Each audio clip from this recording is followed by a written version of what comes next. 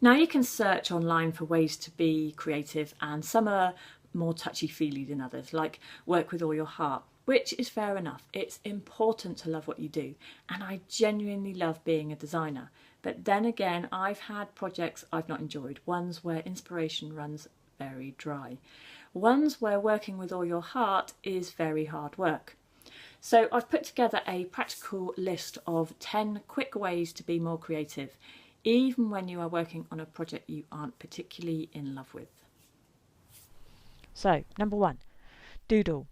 I've always been a doodler. At school, I'd often doodle in lectures. It was almost like my way of writing notes. And we are all aware of how big the colouring in books for adults have become in the last few years. Proven way to relax. If I need to calm my 4-year-old down, I'll try to get him to sit down and draw or colour in. You could doodle like a brainstorm. Start off with your object in the centre and doodle around it and just see where it takes you. Drink water. I'm the first to admit I'm slightly addicted to a famous brand of soda drink. I don't drink coffee, and sometimes we all need a caffeine hit, right? But honestly, when I feel the best, it's when I've drunk water. Water refreshes you. We aren't all perfect, but try to stay relatively healthy and get enough sleep, as this will help your mind feel alive and awake, which is very, very important for creative thinking. Listen to music. Depending on the project, I have a few playlists set up, like from classical to dance music to indie bands, whatever mood I need to be in to design. I know it sounds cheesy, but often if I'm designing some wedding stationery, I'll listen to classical music. And yes, I will stick on the Christmas tunes when designing a Christmas card. So set up a playlist of 5 songs that are pretty extreme from each other. Maybe one classical, one cheesy pop, one rock, one R&B, and one dance track. And doodle your object whilst listening to each track. Share your results in the project gallery. Did the music have an influence on you? Travel. Go somewhere new. Walk away from the computer screen. Now, I spoke about this in the previous lesson, but it's worth repeating.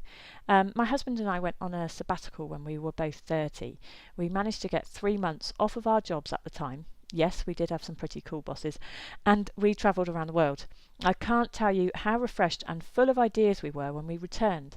But you don't have to travel the world. Just go somewhere you've never been before, a new cafe or bar, a day trip to somewhere you've always wanted to go on a bike ride. Just get away from your computers. Surround yourself with creative people. Go to a museum, go to a gig, go to a life drawing class, even if you can't or don't think you can draw. Go to a pottery class. One of the biggest things I missed when going freelance was working in a studio full of creative people to bounce ideas off. It's important to be around creative, enthusiastic people. The buzz they can give you will help your creativity grow. Don't worry about making mistakes. In fact, even if you make a mistake on this project, why not include it? We learn from mistakes. Mistakes can lead to other ideas. Think about people you like. How many people really like the person who is perfect all the time? Mistakes are human. Embrace them, build on them, and move forward. So go on, post up a few mistakes in the project gallery, or at least a couple that you weren't too happy with. Try new techniques. Learn something new. In the next lesson, I'll speak about lots of different mediums and techniques you can use for this project. Never stick to what you know you are good at. Push yourself out of your comfort zone. When I first started a career in graphic design, I played it very, very safe, keeping to what I felt comfortable with. Nowadays, I'll try something that's not necessarily in keeping with my style. And learning something new keeps you creative. I've taken a lot of classes that don't really relate to what I do on a day-to-day basis, but I enjoy trying new things like calligraphy or using watercolours. Create your perfect environment. I'll be the first to admit my desk often gets messy, but I find I don't work so well when it's cluttered. I work best in a clean, spacious, light environment. Other people might prefer a cosy corner. Others will prefer working outdoors if possible. So create your perfect environment where you really feel at home and relaxed. This will help your brain to focus on your job and not keep looking at something that's maybe out of place or needs putting in the bin. Dance. I know it's cheesy, but just stick on a favourite song, close the blinds or curtains and dance your heart out for 3 minutes. Get your body moving. If dancing is not your thing, Just do some star jumps, jog on the spot, something to get your heart beating a little faster and blood pumping around your body, and most importantly, your brain. Get those creative juices going with a little exercise. And then finally, write lists. I'm a massive list writer. I find writing a list every morning of what needs doing helps me to cleanse my mind of thoughts that might keep popping into my head whilst I'm trying to focus on a project.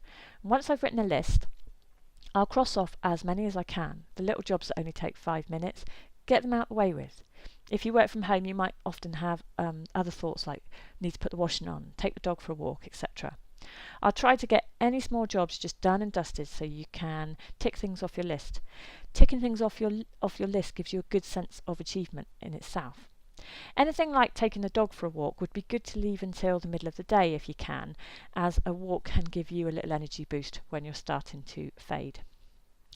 Okay, so that's 10 really quick things you can start on straight away.